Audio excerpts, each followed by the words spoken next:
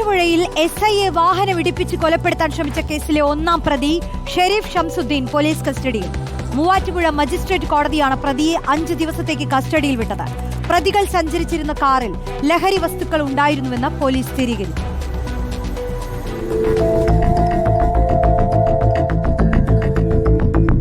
ശനിയാഴ്ച വൈകിട്ടാണ് നടുക്കുന്ന സംഭവമുണ്ടായത്. വീക്കെൻഡ് ദിവസങ്ങളിൽ സംസ്ഥാന വ്യാപകമായി പോലീസ് പരിശോധനയുണ്ട്.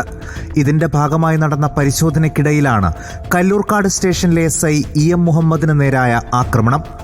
വാഹനം തടയാൻ ശ്രമിച്ച SI EM മുഹമ്മദിനെ ഇടിച്ചു തെറിപ്പിച്ചു. റോഡിലേക്ക് തെറിച്ചു വീണ SIയുടെ ശരീരത്തിലൂടെ വാഹനം കയറ്റിയിറക്കി. ഗുരുതരമായി പരിക്കേറ്റ SIയെ ആശുപത്രിയിലെത്തിച്ച് അടിയന്തര ശസ്ത്രക്രിയയ്ക്ക് വിധേയനാക്കി.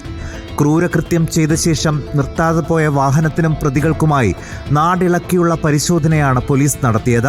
സംഭവം നടന്ന മണിക്കൂറുകൾക്കുള്ളിൽ തന്നെ പ്രതികളെ പോലീസ് തിരിച്ചറിഞ്ഞു. ഒന്നാം പ്രതി തൊടുപുഴ സ്വദേശി ഷെരീഫ്. നിരവധി കേസുകളിലെ പ്രതിയാണ് ഷെരീഫ്. രജിസ്റ്റർ ചെയ്ത ലഹരി കേസുകളും നിരവധി. 420 ഷെരീഫ് എന്ന വട്ടപ്പേരിലാണ് അറിയപ്പെടുന്നത്. ഇയാളാണ് കാർ ഓടിച്ചതും SIയെ കൊലപ്പെടുത്താൻ ശ്രമിച്ചതുമെന്നും പോലീസ് കണ്ടെത്തി. രണ്ടാം പ്രതി ആസിഫ് തൊടുപുഴ മടക്കത്താനം സ്വദേശിയാണ്. ഇയാളും ആക്രമണത്തിൽ നേരിട്ട് പങ്കെടുത്തിട്ടുണ്ടെന്ന് കണ്ടെത്തി. സംഭവം നടന്ന ശേഷം ഇരുവരും സഹായം അഭ്യർത്ഥിച്ചു ചെന്ന സുഹൃത്തുക്കളെയും പോലീസ് കസ്റ്റഡിയിലെടുത്തിരുന്നു. പിന്നാലെയാണ് മറ്റു വഴികളൊന്നുമില്ലാതെ ഒന്നാം പ്രതി ഷെരീഫ് കീഴടങ്ങിയത്. ഉച്ചയ്ക്ക് 12:30 മൂവാറ്റുപുഴ മജിസ്ട്രേറ്റ് കോടതിയിലെത്തിയാണ് കീഴടങ്ങിയത്. പിന്നാലെ റിമാൻഡിലായ പ്രതിയെ വിശദമായ ചോദ്യം ചെയ്യലിനും തെളിവെടുപ്പിനുമായി 5 ദിവസത്തേക്ക് കസ്റ്റഡിയിൽ വേണമെന്നാണ് അന്വേഷണ സംഘം കോടതിയിൽ ആവശ്യപ്പെട്ടത്.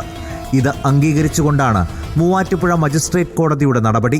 കസ്റ്റഡിയിൽ ലഭിച്ചതിന് പിന്നാലെ പ്രതി ഷെരീഫിനെ സംഭവസ്ഥലത്തെത്തിച്ച് തെളിവെടുത്തു. പ്രതികൾ സഞ്ചരിച്ചിരുന്ന സാൻഡ്രോ കാറിൽ ലഹരി വസ്തുക്കൾ ഉണ്ടായിരുന്നുവെന്ന് പോലീസ് സ്ഥിരീകരിച്ചിട്ടുണ്ട്. ഇതിന്റെ അടിസ്ഥാനത്തിലാണ് SIയെ വാഹനമിടിപ്പിച്ച് കൊലപ്പെടുത്താൻ ശ്രമിച്ച ശേഷം പ്രതികൾ കടന്നുകളഞ്ഞത്. നിരവധി ലഹരി കേസുകളിൽ പ്രതിയാണ് ഷെരീഫ് എന്നും പോലീസ് കണ്ടെത്തിയിട്ടുണ്ട്. അതിനിടെ രണ്ടാം പ്രതി ആസിഫിനായി പോലീസ് അന്വേഷണം തുടരുകയാണ്. നേരത്തെ പ്രതികൾ സഞ്ചരിച്ചിരുന്ന സാൻഡ്രോ കാർ തൊടുപുഴയിൽ ഉപേക്ഷിച്ച നിലയിൽ പോലീസ് കണ്ടെത്തിയിരുന്നു. റിപ്പോർട്ടർ, കൊച്ചി.